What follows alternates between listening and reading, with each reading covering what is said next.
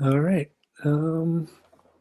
Guess we'll get started in just a second. If you're following right now, could you see if,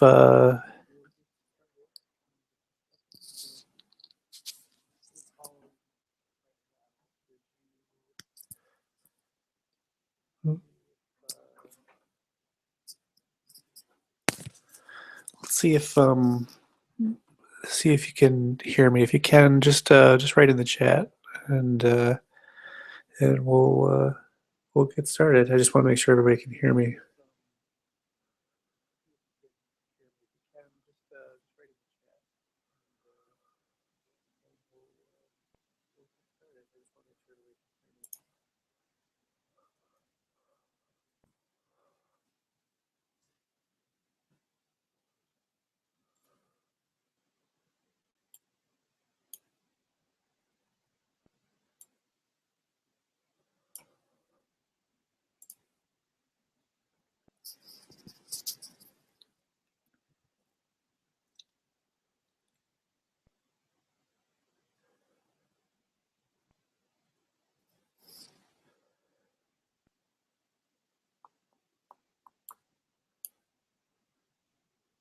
Okay, I think everything's running. So let's get started.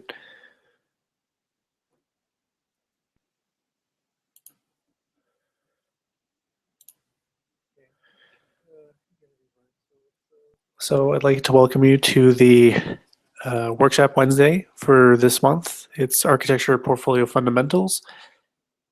And basically we'll be talking about all the sort of the introduction level things you would want to know about making a portfolio.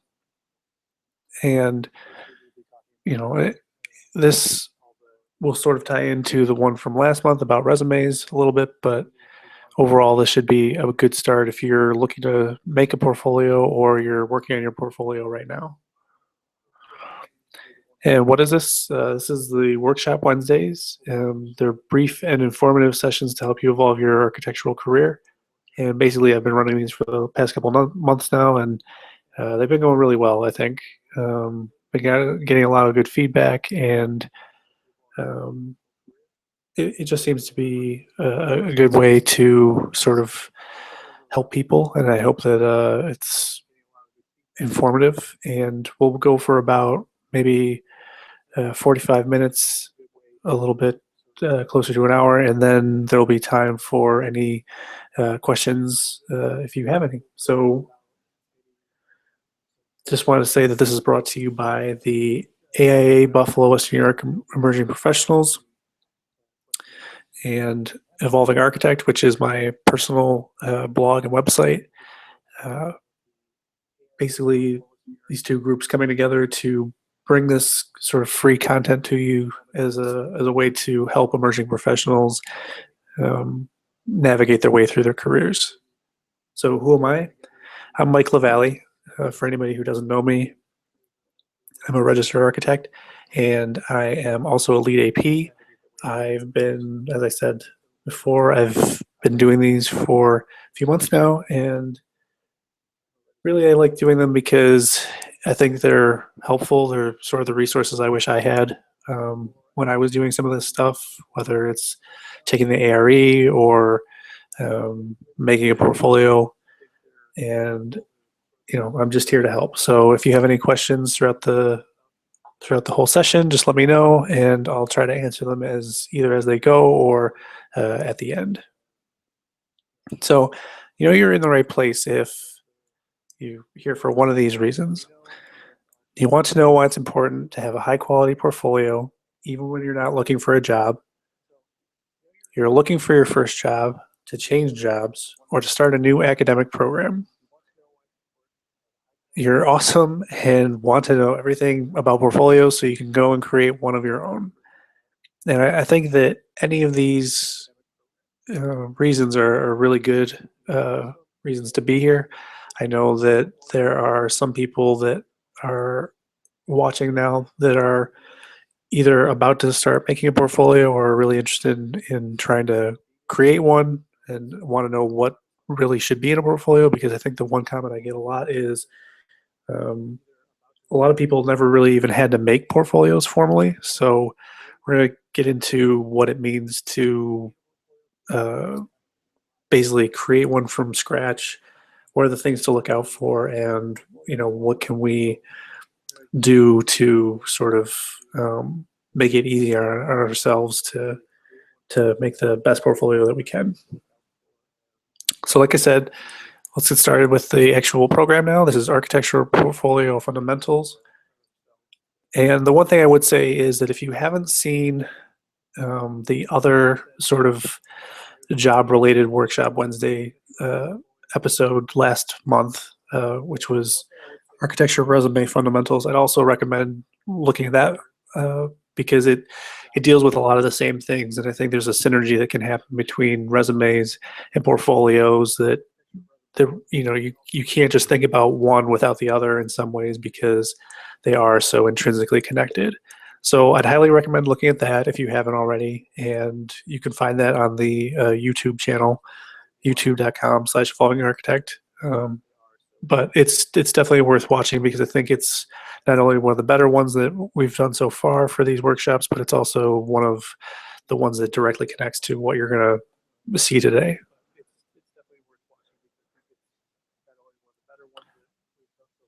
So, what is a portfolio? I think that's the first question we really have to ask ourselves, because that's really what we're here for, right?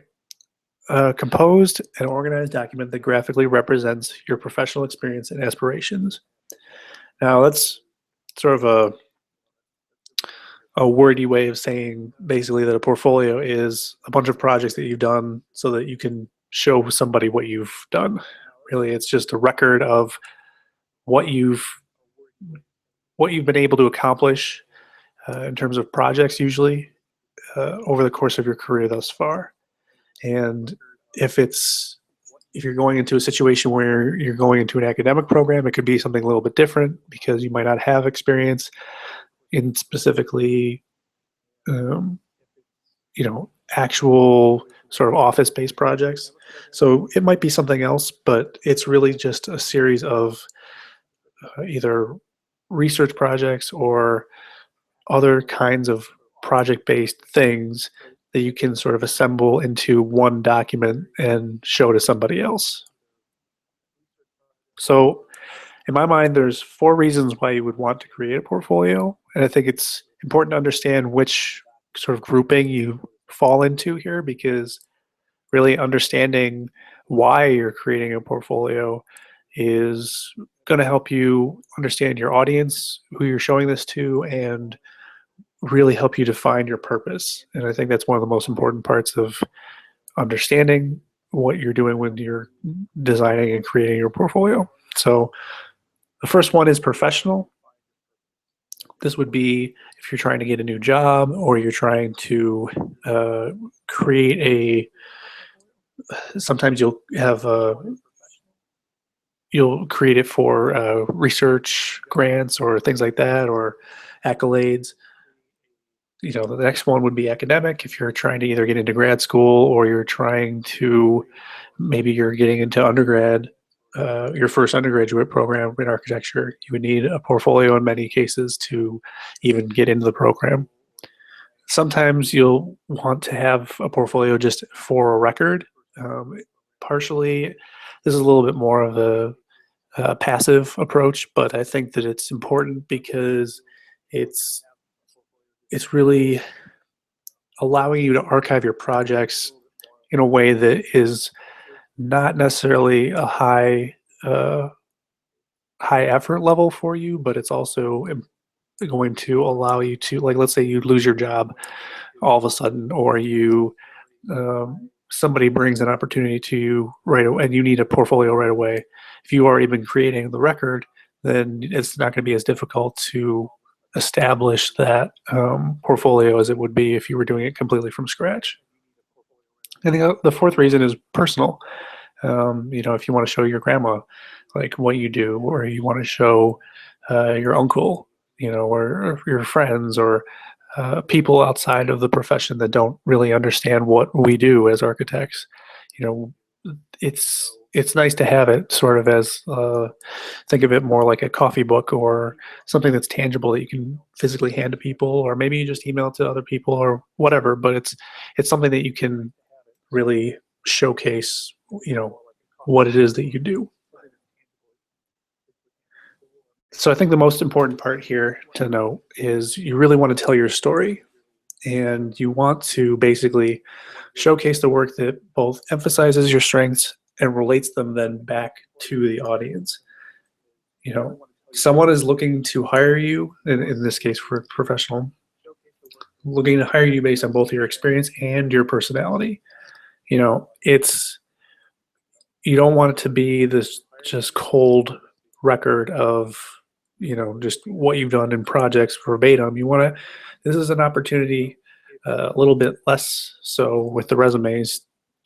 Before the resumes, it's a very clear, uh, sort of a little bit more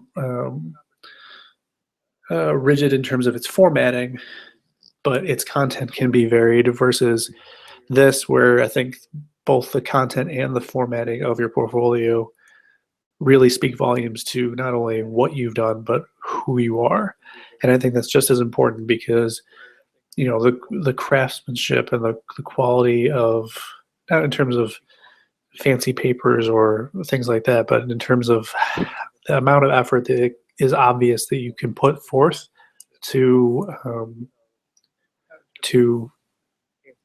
create your portfolio is going to stand out. Because, you know, if somebody is really looking at your portfolio with a fine-tooth comb, and they are trying to differentiate it from a whole stack of other portfolios, you want to not only stand out, but stand out in a good way. So one of the ways to do that is to really showcase who you are through the portfolio.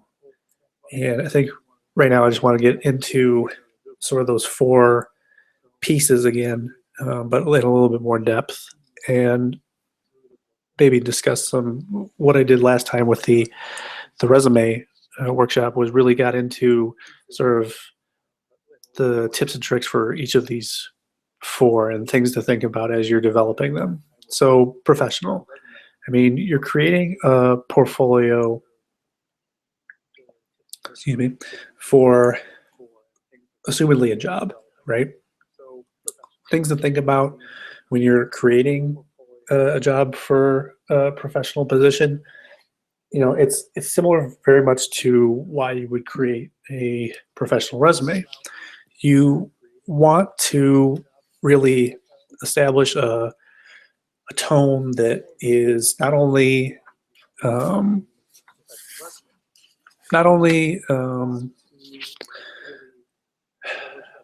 I guess, let's say, I want to use the word professional again, but something that is clearly able to just identify the kinds of things that you've done in your career thus far that help you stand out as a viable candidate. So, for instance, you're creating this portfolio because you know, your first job, let's say, you're going to want to create a sort of a list of all the best projects that you've done in school, and figure out kind of what kinds of things would relate to that place that you're going to. You know, you don't want to just, you know, throw a whole bunch of projects out there. It's really about thinking by each of the the places that you're trying to get a job from. You need to research them and look at them and understand what is it that they are after. You know, you wouldn't put a bunch of project necessarily into your portfolio for a firm that does schoolwork if all you have in your repertoire of projects is a series of skyscrapers. That's a little bit of a maybe an exaggeration there, but you want to try to fit the projects that you have with the audience. So in this case, with a professional, and maybe if it is your first job, you don't have too much of an option, but you want to show maybe more technical things so that you are a little bit more apt to, you want your employer to think that you are able to actually do the job. You don't want to just sort of um, show too many things that are really abstract unless it's for something that is a little bit more academic. For the professional setting, it's more important to showcase work that is potentially very, um, I guess, related to the day to day of what an office might want to see you be doing. So, like, if there's a good example, I would say that if you've done construction documents, I wouldn't necessarily say that you have to, uh, you know, scan and copy and put all these things in order necessarily. You could, I've seen a lot of people just take, if they have a project, now granted, get the permission of whoever you worked for to do this, but if you can sort of take the construction document set that you potentially worked on really a lot during your time somewhere else, you might be able to just bring that in as an 11 by 17 set, flip through it, say, I did this, I did this, and I did this. This is, of course, if you're thinking about, or if you're in an interview situation. But those kinds of things will go a long way because it'll show that you have that kind of experience. If you don't have that kind of experience, the one thing I would recommend is potentially looking at design details in magazines and things like that and starting to implement them into the way that you think about your projects at that very fine level of detail. The reason I suggest details at a professional portfolio potentially are because they showcase the skill set that an employer is most likely looking for. That does vary though, because you could be looking at a position that is more related to renderings. If that's the case, then highlight those as um, a primary thing in your portfolio. And we're going to get into the structure more.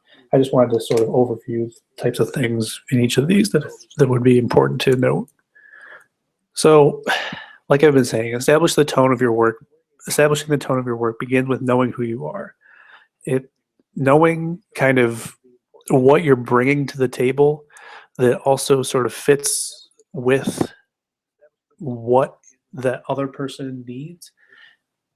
You can almost sort of find your way through that connection in your portfolio. You might actually end up with more than one portfolio if you're going after multiple different things. So, like, for instance, if you're just looking for a new job and you're looking at different places that require different things, your portfolios, you might have 2 or 3 portfolios. They might be fairly similar in terms of how they're formatted, but the structure and what you emphasize might be different.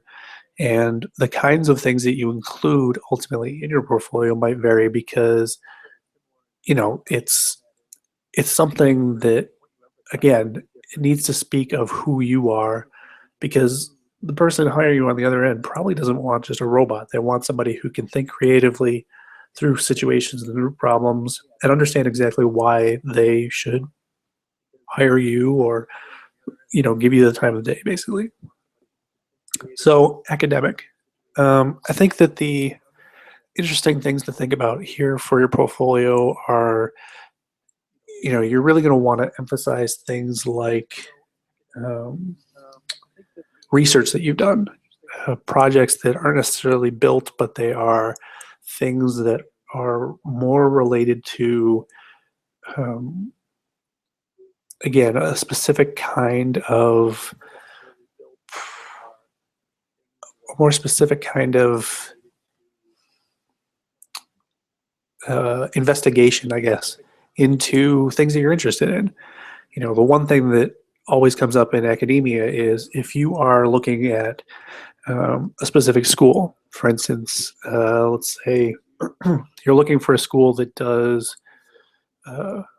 full built-up mock-ups of either spaces or little buildings or what have you. You're not going to want to go to a school that's all about theory.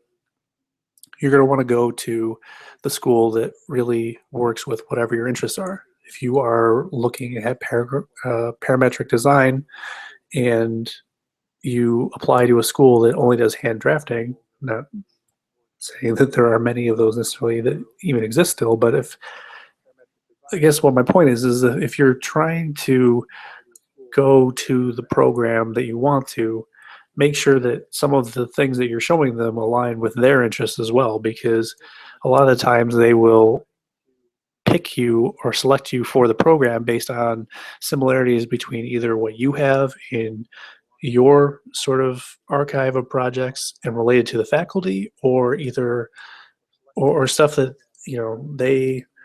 um, they see in you that would be a good fit for them, something that kind of works on both levels. So I think the academic projects are more related to things that are in your academic portfolio is ultimately related more to research, and I think that's one thing I would sort of uh, think about more. Whereas the professional version is more about uh, a kind of detailing and a way of understanding how buildings come together. A good portfolio will justify why it exists, but a great portfolio will introduce someone to who you are. And again, I think the one thing to consider here is that the portfolio is something, it's in some cases, if you have to hand in your portfolio ahead of time or hand in your sample work, it it's sort of like your calling card. It's the way that somebody will understand a little bit more about you and what your personal spin is on either the way that you've formatted the portfolio or what you put into it.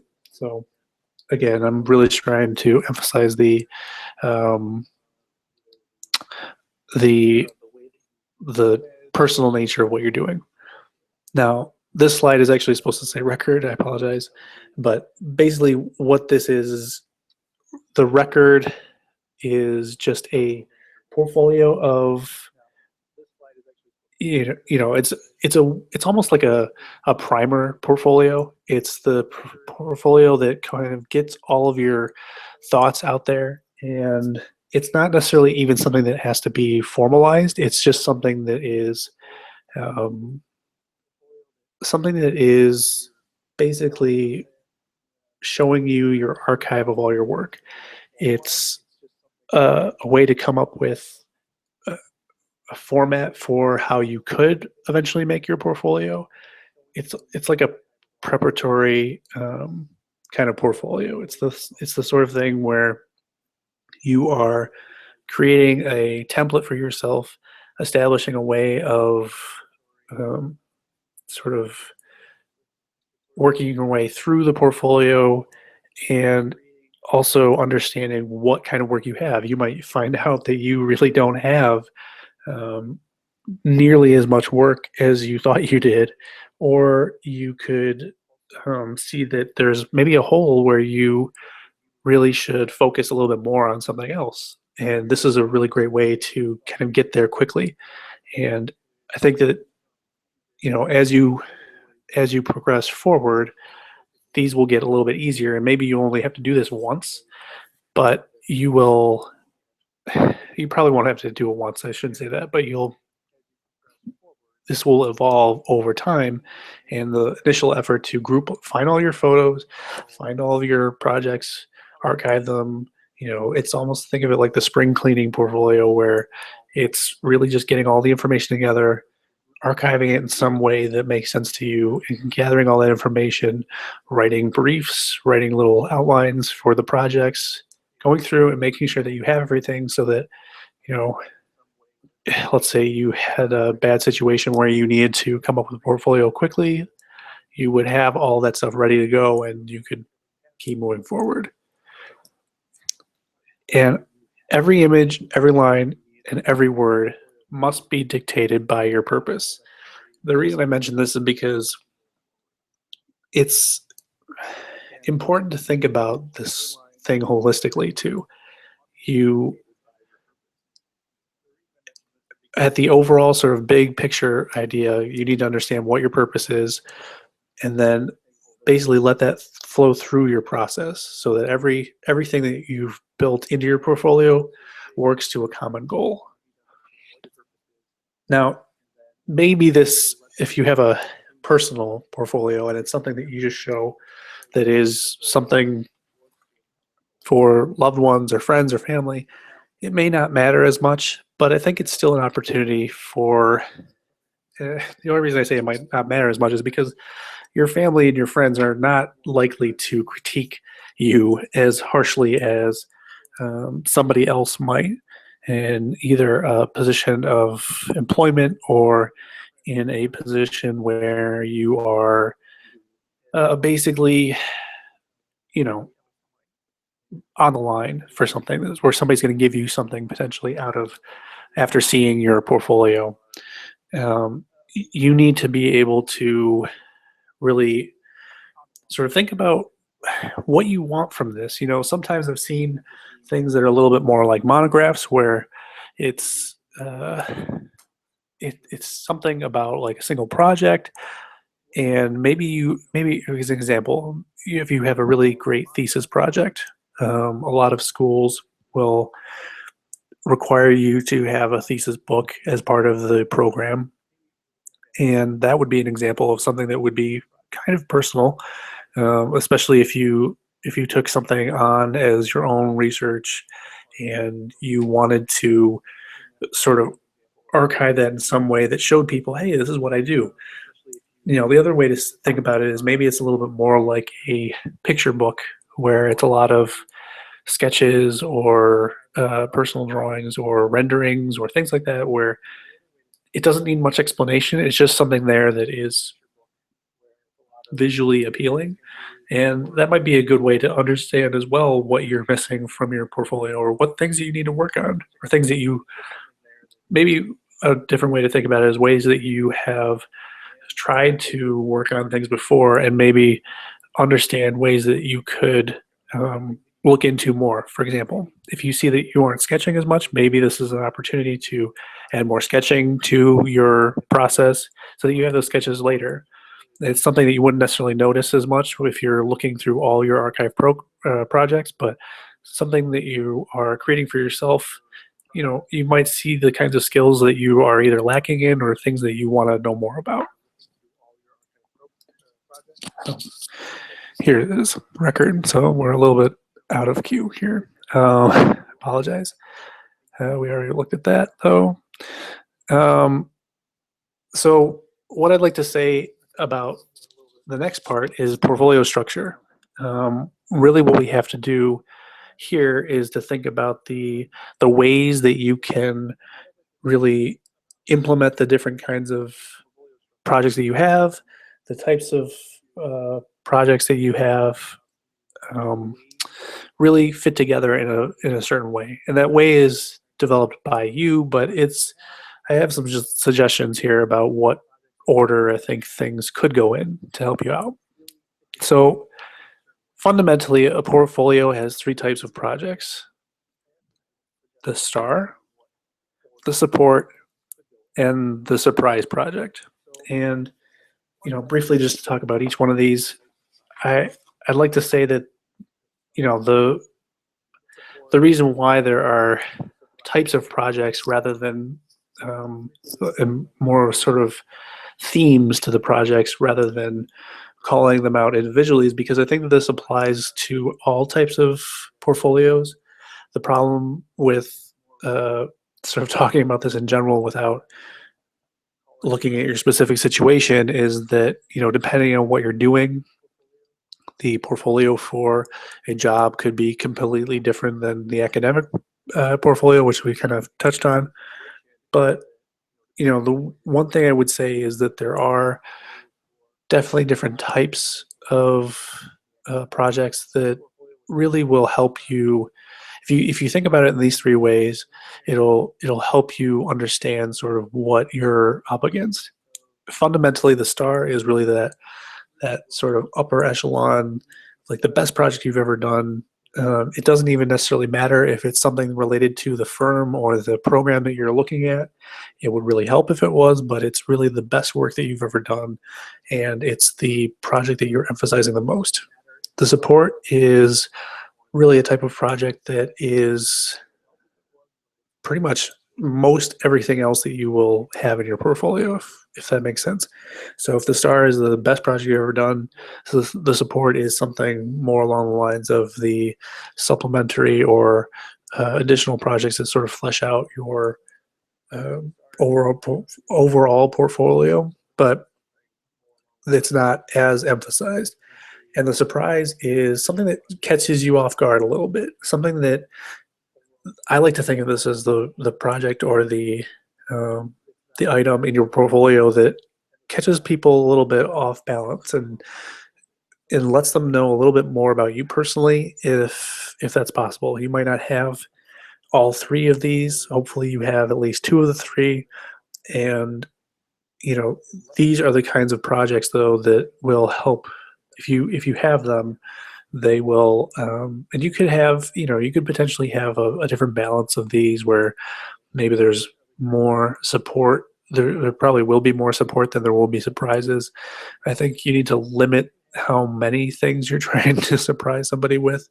And, you know, the surprise is really, we'll get into a little bit here, but the surprise is meant to be something where you are um, really just trying to emphasize the kinds of, I don't know, specialty things that you're into, or the sort of like in your resume where you would put in your skills or your uh, accolades or interests.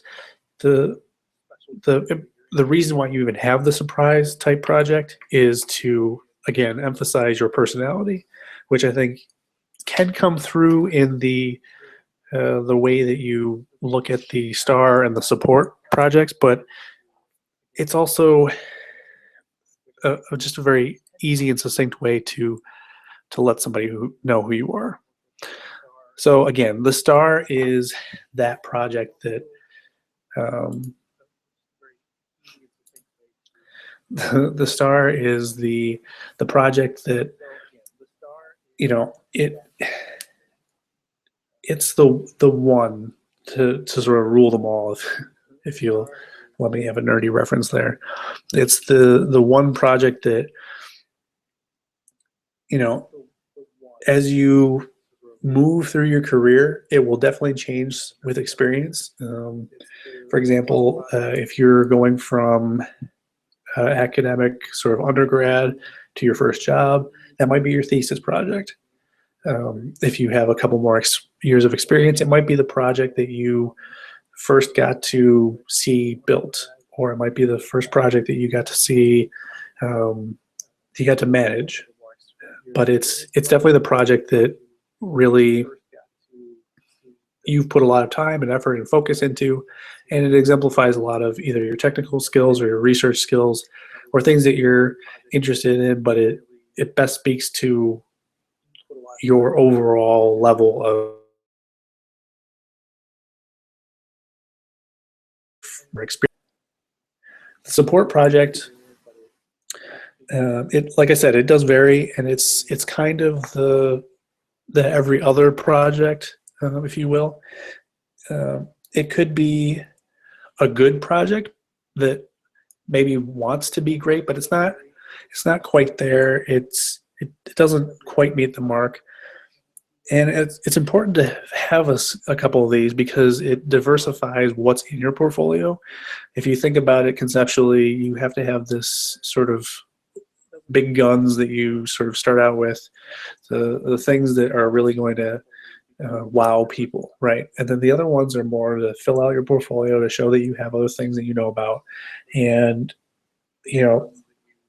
if you added more things, eventually these things, if you did more research or you added more to them, these could actually be you know in that upper echelon of even the star project, depending on which kind of submission you're trying to make. But these are really the projects that will help you fill out the rest of your portfolio.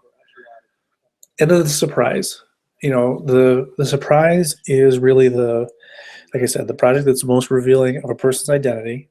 And that's because it tends to be something related to some other sort of interest. I've, as an example, have entered several competitions before, and one of the competitions that I've entered in the last couple of years was a furniture designing competition. And I ended up designing a chair that was made out of CNC milled wood, plywood, and tire treads. And the purpose there was to find the thing that was the most recyclable that I could find at the time, that was also cost effective, and it met a whole bunch of sustainable criteria. But it was something that interested me personally, and it's not something that you necessarily hear about all the time. You don't see those kinds of projects always in portfolios, but it's something that sort of spoke to me and the kinds of things that I'm interested in. It's not a full-fledged, I wouldn't call it my star project, but it's the kind of project where you see it, and it's something that can sort of really help somebody understand on the other end who you are and what you're about. So when we talk about format, I think that there are a few things to consider here. Now let's assume for a second that we have all of our projects, and we have the projects that are the star, the support, and the surprise. And I just labeled them sort of in that cutesy way to just say, just so that you could understand them in that very simple format. So now let's consider, what are we actually going to be making here? Here are some typical sizes that you might find if you were looking for normal size paper. I say normal size paper, just paper of different kinds, things that you could find. One example I would say is look for page formats that other places can do for you. So if you know this is going to be a printed book, you need to get realistic paper sizes. You get paper sizes that will work not only for each page, but for the whole spread, which is the 2 pages together. And the reason why this is important to know, like almost out the gate, and to figure this out quickly, is that you are going to start pulling all of your projects together, and you're going to start putting them into this format.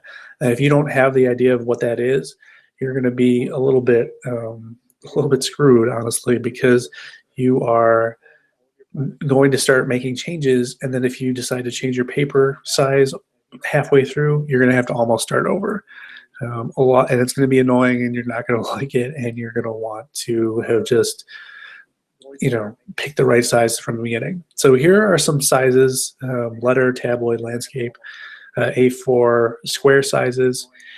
Things that I've actually used square sizes before, because they turn into rectangles when they're next to each other as a spread, which is actually kind of nice. But it helps you emphasize a different type of size that is unique. I mean, if you're going to have this printed, it's very cheap to have these things printed on like a lulu.com or another site like that could just make these things, have them perfect bound, and then have them sent to your home.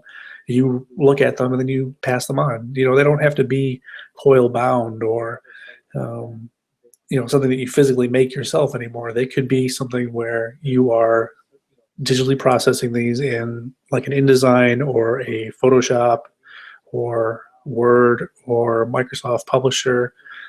Excuse me.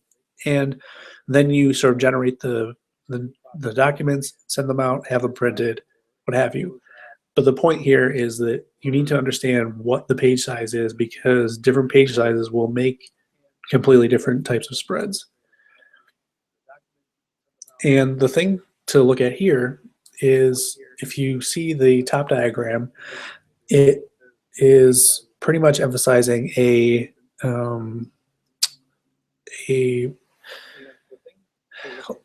let's say a single spread of what looks like 8.5 by 11 here, and in landscape format.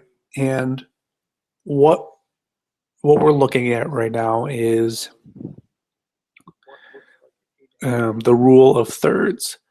Something to keep in mind is that you always want to sort of, and the rule of thirds is more of a an art design, photography concept, composition concept, where the if you can break the piece of your composition into thirds and you can start sort of emphasizing how they're blended together, and you can start playing with the dynamics between A, B, and C, um, and how things fold. When the page folds and the spread um, folds in half back to a single page, like when you open that, what is the effect of having things aligned in a certain way in this grid? And you probably haven't even noticed that you've been looking at things that have followed the rule of thirds for you know as long as you can remember, but you probably have, because this is a fairly common concept in editorial design. So the thing that I would say that you could do next is look at some precedents, because okay, so we've talked about how you know we have the three types of projects, right? And we've talked about what kinds of portfolios we can make, but looking at precedents really helps sort of bring all this stuff out. So, because you might be thinking to yourself, okay, well that's great, Mike, but how am I supposed to compose this stuff? I've never made a portfolio. How am I supposed to really put this stuff together?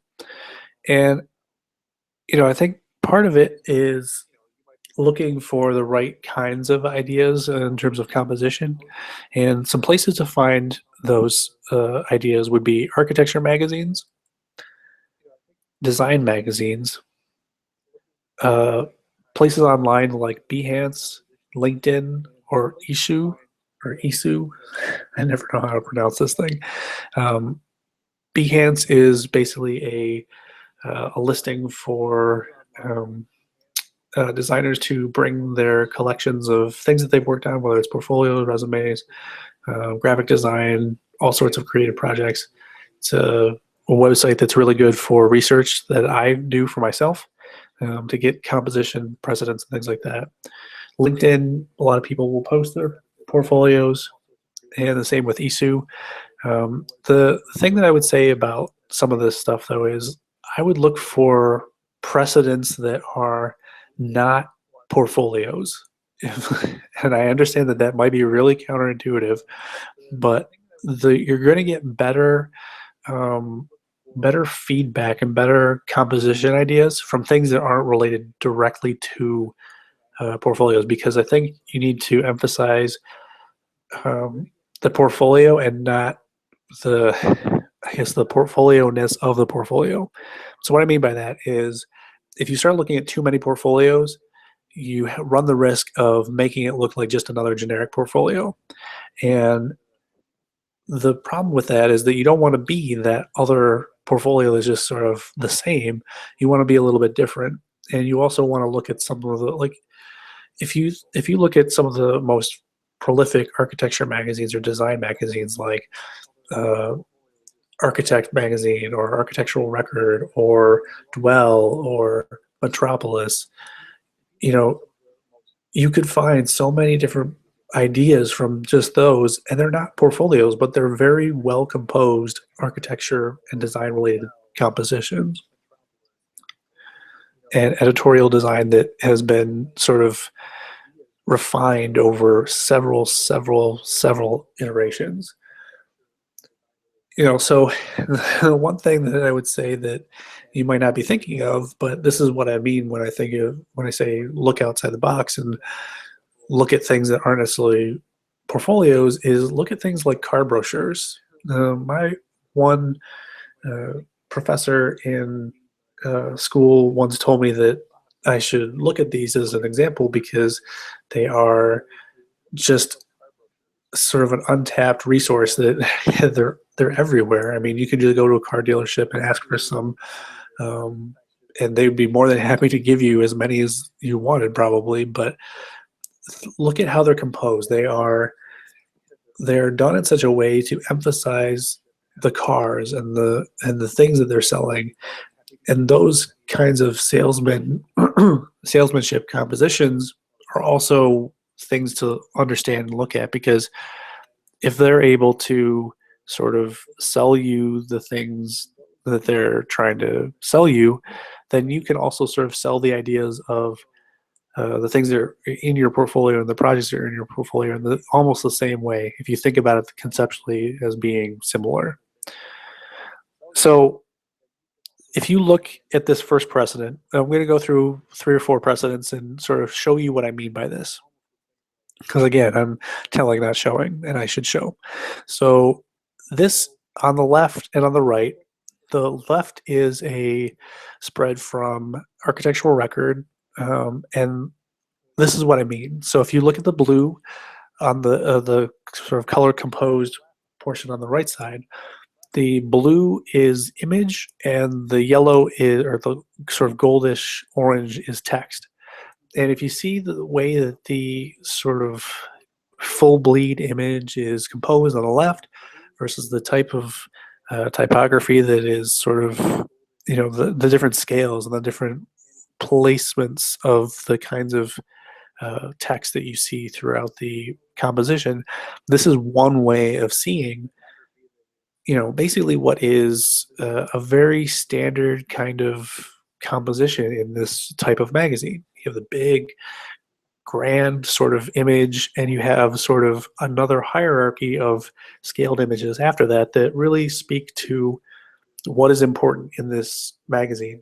Usually when you open it up to a new project, you'll see a big picture of something that is very lets the photo speak for itself, or the sketch or the drawing or rendering or whatever. That primary image is there to shine, and then all these other things are sort of de-emphasized a little bit, but they're also sort of sprinkled in there, so that it's not just the image. Here's a completely different way of thinking about it. If you think and look at, so this is from Architect Magazine. This might be a page that is somewhere sort of in the middle of your,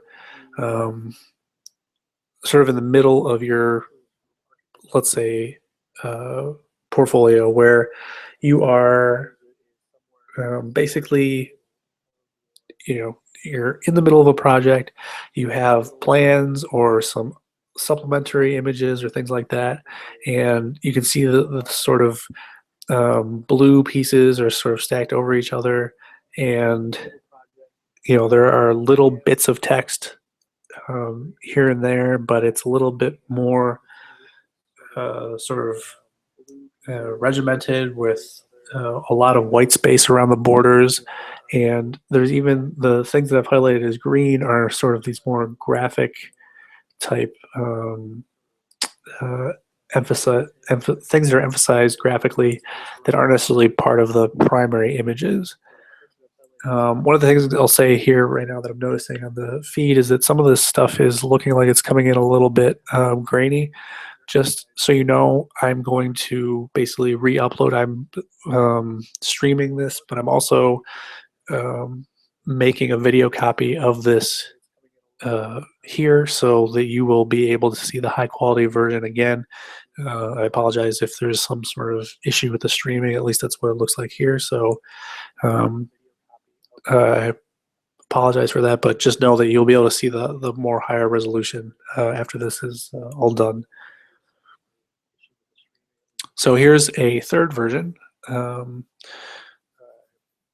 Basically, there is a, this is looking at a completely other magazine, but it's in that same sort of vein, is Dwell. And, in this precedent, you can see how the text is varied. There's a quote at the top. There's general text about the project, sort of the bottom left corner. And you can see how this is sort of breaking the rules of or not breaking the rules, but working with that rule of thirds, so that, there's an image that's bleeding across the different areas of the pages, the spreads, and basically, you are creating a composition that isn't just, so here's this page, but you're creating a spread. You're creating something that draws your eye across the pages. And this is doing something similar, but in a very different way, where there's a page, excuse me, a picture that is sort of it's straddling the line of the middle there with text all around it. Now, this might be a little bit more of an academic precedent, because I think that you're going to find that there's a lot more text that goes into an academic portfolio than graphics. I think graphics were going to be more heavy in a professional portfolio. The reason I say that is because sometimes you're going to want to see a lot more of the written research, and that might be a supplementary thing that you add to this. It could even be a separate document or a separate book entirely if it's maybe you have a couple different portfolios if you're doing something very specific academically or looking for grants or things like that. But those would be predicated on whatever your requirements are for that thing that you're working on. In general, I would say, less is more, especially since you want these things to show what you're all about and not necessarily tell, because similarly to the resume talk that we had last time, this is something that somebody will look at, hopefully be able to digest, but then they will really need to, they won't necessarily have a lot of time to take in everything. So it's important to get all the big information out there, showcase what you can, and sort of in general. If it's more academic, like I said, it might be better to see some of the research written out, but that might depend on what you're sort of after. And like I said before, if you're looking too hard at what everyone else is doing, you could end up on someone else's path. So the thing to remember here as you look for precedents is that you need to find precedents that work for you, but that you're not directly copying necessarily. You're just using that influence and that input to start developing your own portfolio. So overview, we talked about a lot here. We talked about the what is a portfolio, right? Why would you have one? You're going to use it for professional, academic, your own personal copy or personal use, and the other might be for record keeping. Those are all really good reasons to have them. I think if you're watching this, you probably know which one you're using this for right now, or which one you're trying to develop. And, really the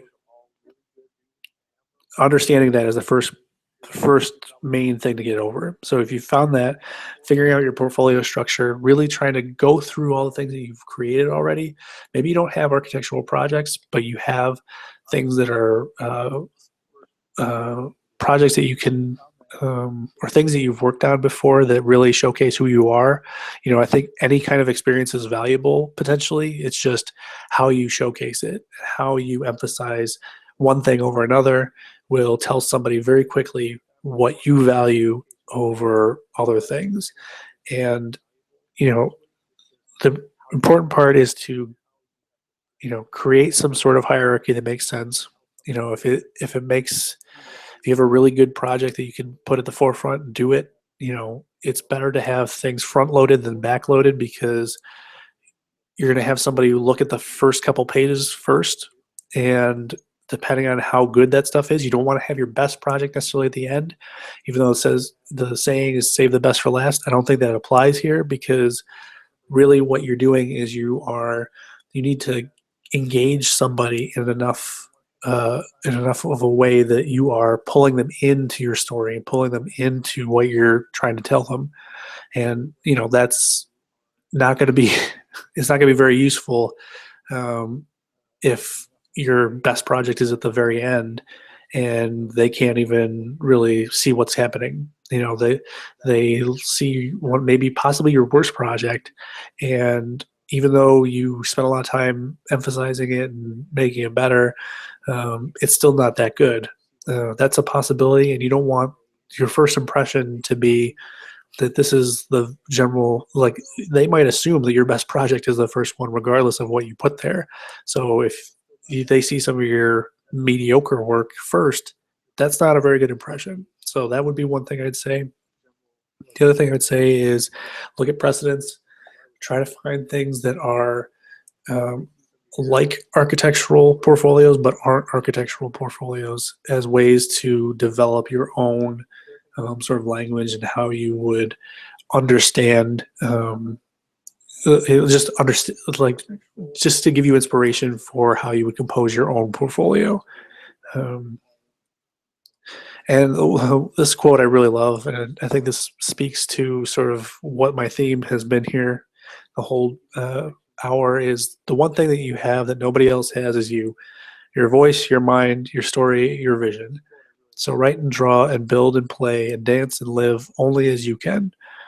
And I think that this speaks a lot to, I'm really a proponent of creating something that is very much says that you are an individual, and also sort of backs that up with either experiences or um, types of things that you're interested in so that they get to understand you. I mean, I can't tell you how many portfolios I've seen where they're just this sort of it's a very cold and very calculated portfolio that is just not, it doesn't feel composed. It doesn't feel like it's much care was given to it. It's just, here's a bunch of projects and give me a job. And that's not really what you want to emphasize. You want to say, hey, I'm a go-getter. I'm a person who's really interested in this. I really would like this position or this program, or even if it's a personal one, I care about what I do. And I think showing that care and pulling that through is really important. So, I think we're kind of at the end here. But if anybody has any questions, um, feel free right now to ask them in the chat. I'm going to go over to the chat right now and see if there are any questions. I'm more than happy to answer any more specific questions. Okay, so Karen from the chat has a really good question. Can you elaborate on digital versus physical portfolios?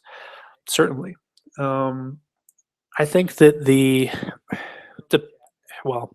depending on what is being asked of you, you may be required to do one or the other or both. I have found that if it's not required for you to do digital only, that you should really try to make sure that you at least have a physical copy. The problem with just making a physical copy from scratch, though, and pulling it together and not creating the file digitally first and printing it, is that you don't want to make your portfolio one-off. As much as I am trying to emphasize the creativity here, I think that the ideal situation that I would suggest is that you're creating this portfolio digitally, whether that's from scans or digital photos or whatever, and putting that together in a Photoshop, preferably InDesign. Adobe InDesign is what I use for everything portfolio related, and it's been my go-to editorial designer for a really long time. I've created small books in it. I've created all my portfolios in it since I can remember, maybe save for one, and it's really great. If you can't get that, maybe using something like Microsoft Publisher, I wouldn't recommend necessarily, but you could make it happen. Having that digital file first and then printing that is best, just because you'll be able to churn out more of them. For example, if you spend too much time making this very carefully, meticulously crafted, really great handmade portfolio, that's wonderful, and I applaud you on that. Maybe that's what you do for your personal portfolio, but for an academic or a professional portfolio, I don't think it really works at all because you're going to probably apply to more than one thing, and you're going to want to make sure that you have um, that you're going to want to have a way not to copy literally several portfolios, but a way to pull digital pieces apart and sort of reconfigure them at will. So, for example, if you are creating everything in InDesign and you make one portfolio for one office that you're trying to get a job at, and let's say you want to switch stuff around, you can do that digitally way quicker than you can analog formatting. Um, the other thing I would say is that if you do it correctly, laying out something that's supposed to be physical, it will naturally look good in most cases digitally. So, what I mean by that is if you orient it and you compose it the way that we looked at the other examples in the magazines, those look good even digitally. So, if you're looking at a PDF or you're looking at something that is something on your screen, that is something to think about. You don't want your text to be super, super small that only you can read it if it's physical. I mean, that would be the one caveat I would say is make sure that you can still read it on a normal screen.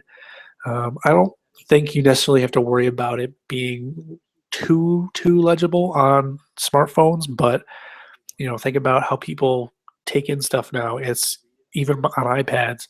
If it's not legible on an iPad, it's probably not legible at all.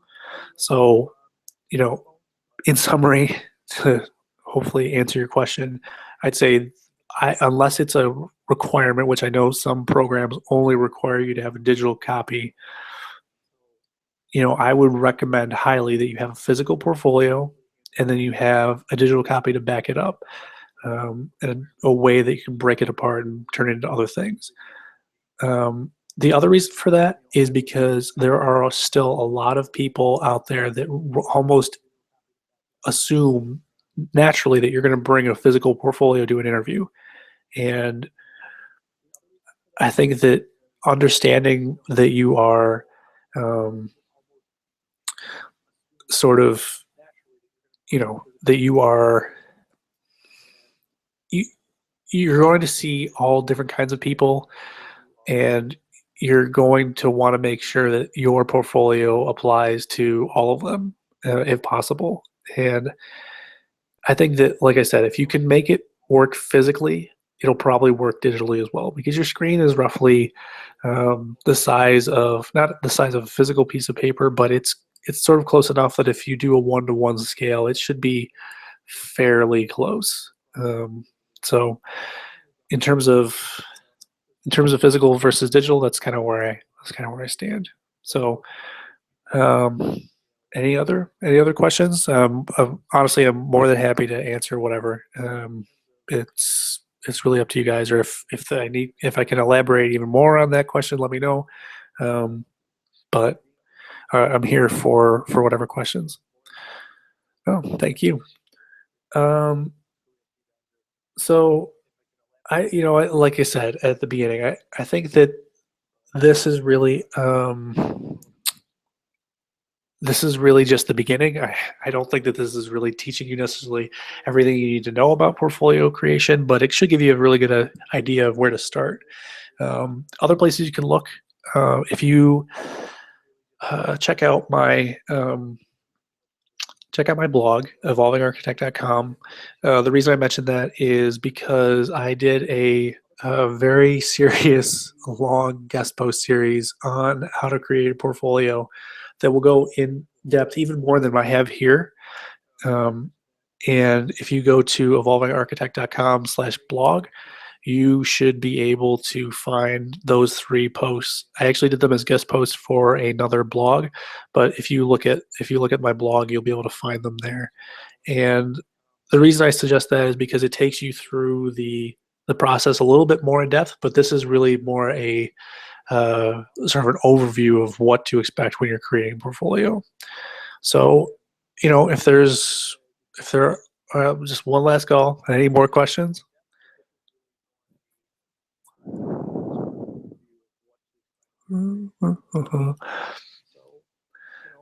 Um, Okay, well, it seems like that's it then. Um, I thank you for being here, and